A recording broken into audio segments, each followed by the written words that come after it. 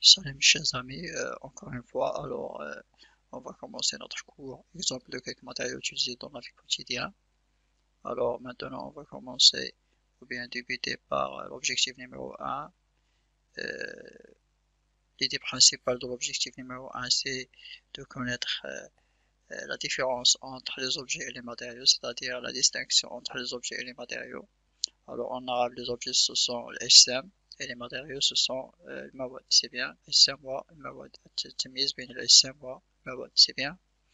Alors maintenant on va commencer par la situation. Alors la situation va nous aider pour mieux comprendre notre problème et mieux chercher la résolution de ce problème.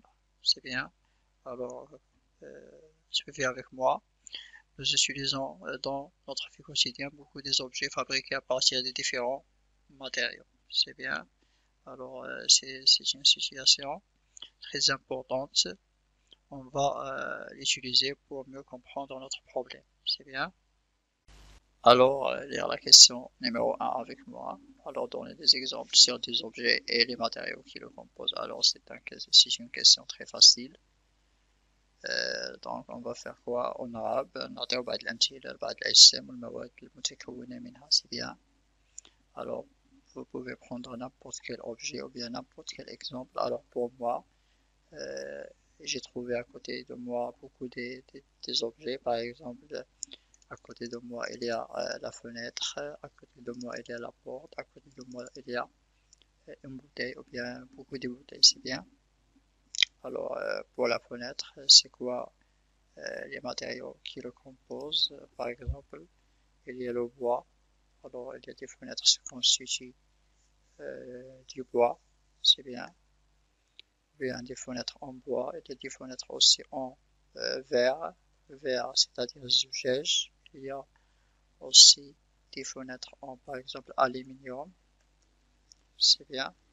Alors ce sont des matériaux constituent notre fenêtre, c'est bien. Pour la porte, il y a des portes par exemple en bois, il y a des portes aussi en par exemple en fer, c'est bien. Pour les bouteilles en arabe, c'est-à-dire qinina, il y a des bouteilles en par exemple plastique, c'est bien. Il y a aussi des bouteilles en verre. Il y a aussi des bouteilles par exemple en aluminium, comme des canettes. Alors les canettes, ce sont des bouteilles, des petites bouteilles en aluminium, c'est bien. Aluminium. Alors voilà notre tableau. On a à le remplir, c'est bien. Alors allons-y pour répondre sur la question numéro 2. Alors, lire avec moi la question numéro 2, c'est quoi la fonction de chaque objet et chaque matériau dans le tableau précédent. Alors, l'élément le plus important ici, c'est la fonction. La fonction en arabe, c'est-à-dire الوظيفة. هي الوظيفة de quoi? Des objets et des matériaux. C'est quoi la fonction des objets? C'est quoi la fonction des matériaux? Alors, on va répondre à cette question dans les deux tableaux qui se trouvent ici. Alors, pour le tableau numéro 1, on trouve la fonction des objets. Et pour le tableau numéro 2, on trouve la fonction des matériaux. On prend trois exemples pour les matériaux et on prend trois exemples pour les objets qu'on a déjà vus dans la dernière exemple. C'est bien. Alors, c'est quoi la fonction de la fenêtre? C'est tout simplement laisser les rayons de soleil d'entrer à la maison. C'est bien. تسمح بمرور أو بدخول الشمس إلى المنزل. C'est bien. Alors voilà, la fenêtre elle a une fonction. C'est bien. C'est de laisser les rayons de soleil entrer à la maison. C'est bien. Soleil, je peux écrire ici soleil par exemple. Pour la porte, c'est quoi la fonction de la porte? C'est juste par exemple terminaux d'entrée ou bien de sortir. C'est bien. تسمح لنا بالدخول والخروج. Par exemple entrer ou bien sortir. C'est quoi la fonction des bouteilles? On peut utiliser les bouteilles pourquoi? Pour boire. Par exemple نستعملها لكي نشرب مثلا voir. C'est bien. Alors voilà les fonctions pour chaque objet. C'est bien. Alors on observe ici que chaque objet il a sa propre fonction. C'est bien. Allons-y maintenant pour regarder les matériaux. Est-ce qu'il a une fonction ou bien non? Alors on peut prendre un morceau de bois par exemple. Est-ce que le morceau de bois il a une fonction? Alors un morceau de bois, seulement un morceau de bois قطعة ديال الخشب. Est-ce qu'il a une fonction? هل لها وظيفة? Bien sûr, il n'a pas une fonction, c'est-à-dire non. Maintenant, pour le fer, un morceau de fer, est-ce qu'il a une fonction? Et bien sûr, non. قطعة ديال الحديد ليس لها وظيفة. C'est bien. Pour le verre, est-ce qu'il a une fonction? Non. Alors, قطعة ديال الزجاج ليس لها أيضا وظيفة. C'est bien. Allons-y pour écrire une conclusion. À l'aide de quoi? À l'aide des informations qu'on a trouvées ici. C'est bien. On a dit que les objets ayant des fonctions, mais les matériaux ne contiennent aucune fonction.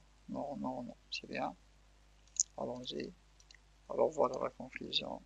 L'idée principale, c'est juste de définir les objets et les matériaux. Pourquoi? Pour mieux comprendre la différence entre eux. C'est bien. Alors, c'est quoi un objet? C'est quoi un objet? C'est tout simplement un élément fabriqué. Pourquoi? Pour une fonction précise. C'est bien. Alors voilà la définition d'un objet en arabe. الجسم هو واحد العنصر تمت صناعته من أجل واحد وظيفة محددة. جيد. Attends, il faut faire la correction ici.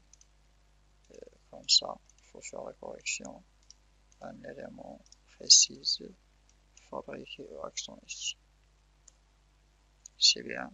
Alors voilà la définition d'un objet. Un peu comme ça. Allons-y maintenant pour faire la définition d'un matériau. Alors, un matériau, par exemple, est un élément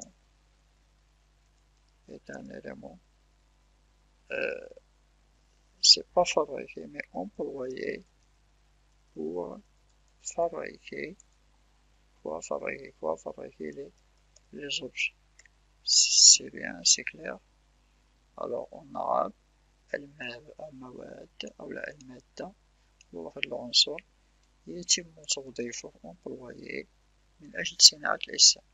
C'est bien. On va essayer de faire aussi la correction pour ça. Alors un matériau, un élément employé. C'est bien.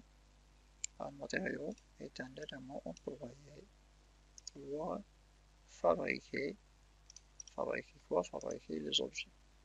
Mais il n'a pas de fonction précise. Et c'est là où on dit mais l'objet il a une fonction. C'est ça la différence. C'est bien.